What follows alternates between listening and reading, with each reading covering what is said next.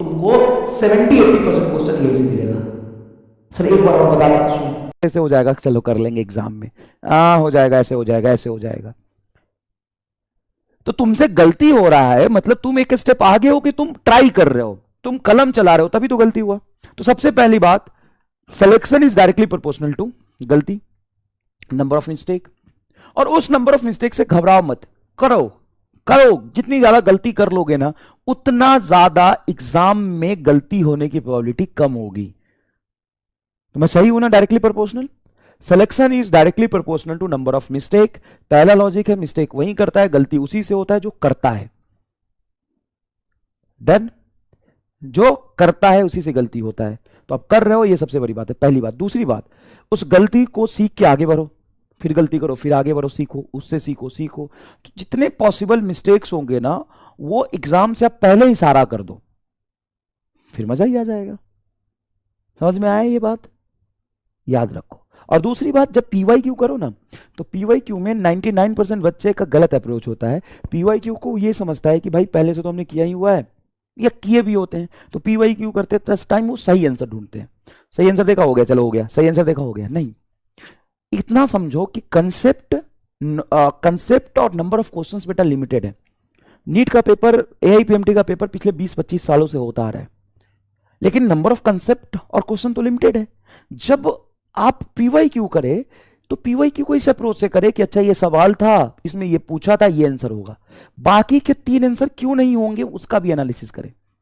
क्योंकि आगे आने वाले एग्जाम में असल में उसी पीवाई क्यू पे जो ऑप्शन गलत हो रहा था, उसी का कुछ उल्टा कंडीशन पे सवाल पूछेगा।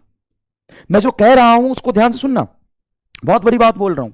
पीवाई क्यू तुम करने का अप्रोच चेंज कर लो, और जितने 10 साल के पीवाई क्यू है वो सारे कर लो, नीट में तुमको 70-80% क्वेश्चन यही से मिलेगा। सर एक बार और बता दो, सुन, जब भी पीवाई क्यू करता है, पूरे सवाल को पेशेंटली पढ़, फिर जो पूछा है उसको करो, सही आंसर टिक करो। बाकी के 3 आंसर, अगर थ्योरेटिकल सवाल है या न्यूमेरिकल सवाल है, बाकी के 3 आंसर गलत क्यों है वो समझो, और सवाल में क्या ऐसा पूछता या क्या कंडीशन चेंज करता कि दूसरा आंसर सही हो जाता, वो एनालिसिस करते चलो।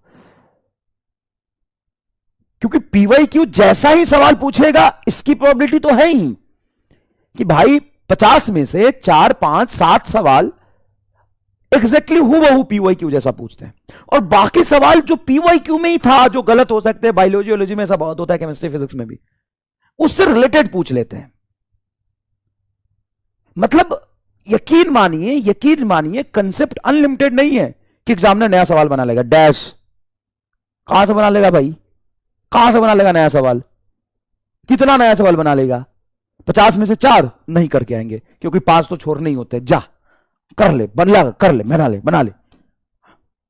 एनटीए वालों को सीधा चैलेंज, बना लो नया सवाल, बना लो। 50 में से 5 तो छोड़ने ही है, कितने बना लोगे? 5 ना। मैं तुम्हें चैलेंज देता हूं, तो किसी भी साल का पेपर उठा ले और नया और क्रिएटिव सवाल बता दे कितना बना है। 2, 3, 4, छोड़ने ही है, डैश। तो आएंगे कहां से? 7-8 सवाल तो पीवाई क्यू हुबहू आएंगे, और जो दूसरे सवाल है वो पीवाई क्यू जैसे ही 2 अलग अलग हो सकते वैसे बनाएंगे। चलो